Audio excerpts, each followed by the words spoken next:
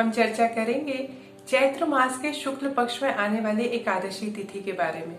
चैत्र मास के शुक्ल पक्ष में आने वाली एकादशी तिथि को कामदा एकादशी के नाम से जाना जाता है।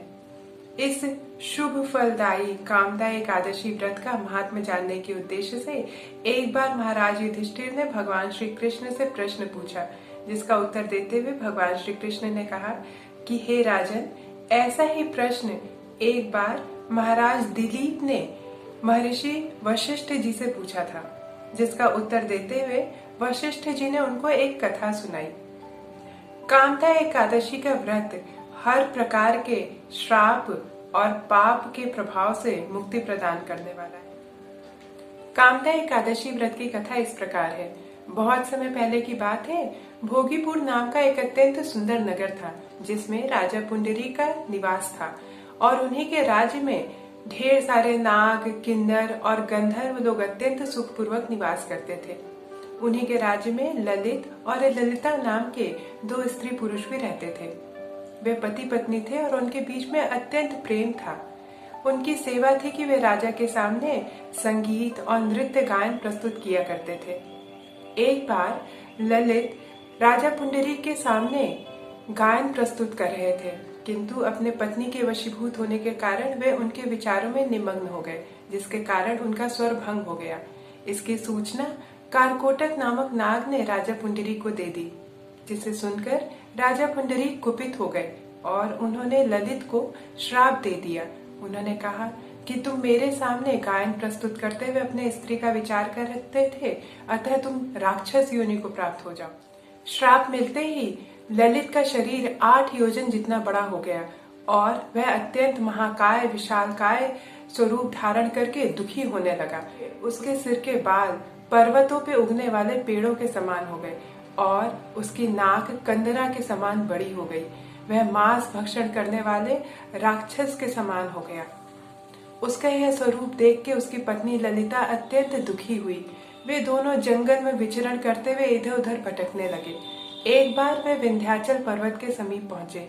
वहां पे ललिता दुखी होके महर्षि श्रृंगी के आश्रम में गई और उनसे अपने समस्त दुख का वृतांत कह सुनाया।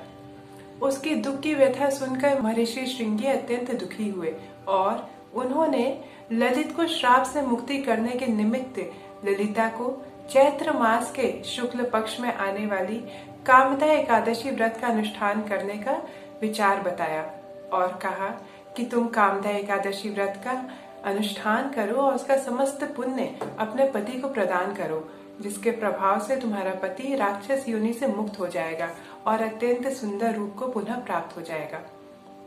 ललिता ने ऐसा ही किया। उसने चैत्र मास के शुक्ल पक्ष में आने वाली कामदा एकादशी व्रत का विधि पूर्वक अनुष्ठान किया और उसका समस्त पुण्य अपने पति ललित को प्रदान किया, जिसके प्रभाव से ललित को राक्षस योनि से मुक्ति प्राप्त हुई और वे दोनों सुख पूर्वक वापस पुनः स्वर्गलोक को चले गए।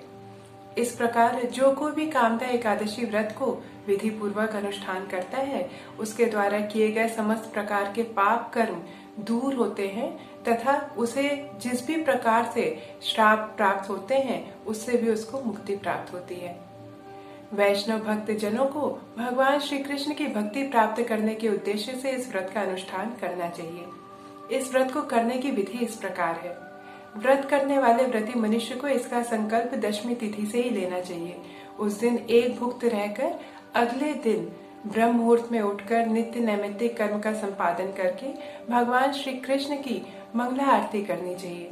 मंगला आरती करने के पश्चात उनके पवित्र नामों से युक्त हरे कृष्ण महामंत्र हरे कृष्ण कृष्ण कृष्ण हरे हरे, हरे राम राम राम हरे हरे, इस महामंत्र का ज्यादा से ज्यादा संख्या में माला जप करना चाहिए। आप अपनी क्षमता के अनुसार 2, 4, 8, 16, 32, 64 या इससे भी अधिक माला संख्या में जप कर सकते हैं। इसके बाद भगवान श्री कृष्ण के संत शास्त्रों जैसे श्रीमद् भागवतम, श्रीमद् भगवद गीता, चैतन्य चरितामृत आदि ग्रंथों का पाठ करना चाहिए और रात्रि काल में भगवान श्री कृष्ण की प्रसन्नता के लिए उनके हरि नाम का उच्चारण करते हुए और वैष्णवों के सहयोग से अत्यंत सुंदर संकीर्तन का आयोजन करने का प्रयास करना चाहिए। अगले दिन ब्रह्म मुहूर्त में उठकर भगवान श्री कृष्ण की मंगला आरती संपन्न करें, गऊ और वैष्णवों की सेवा करें, उनको दान दक्षिणा के द्वारा संतुष्ट करें और इसके पश्चात अपने व्रत का पारण करें। इस प्रकार विधि पूर्वक जो कोई मनुष्य भी कामदा एकादशी व्रत का संपादन करता है वह भगवान जनार्दन को शीघ्र अतिशीघ्र प्रसन्न कर पाने में सफल होता है। उत्तर भारत में कामदा एकादशी व्रत का पारण काल का समय सुबह 5:47 से लेकर 8:24 तक है। तो आइए भगवान श्री कृष्ण की अहेतुकी भक्ति प्राप्ति के उद्देश्य से और उनकी प्रसन्नता के लिए हम सभी कामदा एकादशी व्रत का अनुष्ठान करें। हरे कृष्ण कृष्ण कृष्ण कृष्ण हरे हरे हरे राम